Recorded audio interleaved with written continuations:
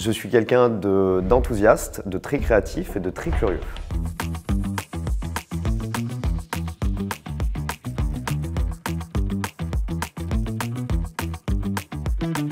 Pour résumer mon parcours, après l'obtention du baccalauréat littéraire, j'ai voulu partir en école de droit. Ça m'a pas vraiment plu et je me suis réorienté vers l'école de commerce de Clermont-Ferrand Boulevard Truden pour effectuer d'abord un bachelor, puis un master.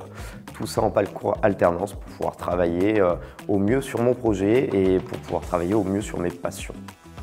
Mon projet est né le jour où j'ai effectué mon premier rallye avec mon papa dans les années 2010. C'était le rallye de la Gentiane en coupé CG.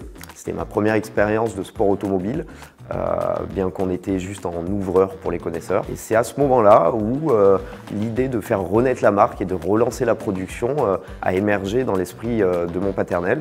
Et je voyais ça déjà comme un rêve tout petit. Mon projet a pour objectif de redynamiser les territoires, de participer à la transition énergétique des passionnés d'automobile et de faire renaître une marque mythique des années 70 d'origine cantalienne. Concrètement, mon projet, c'est réaliser les rêves des collectionneurs d'antan et pouvoir protéger leur patrimoine et le patrimoine français.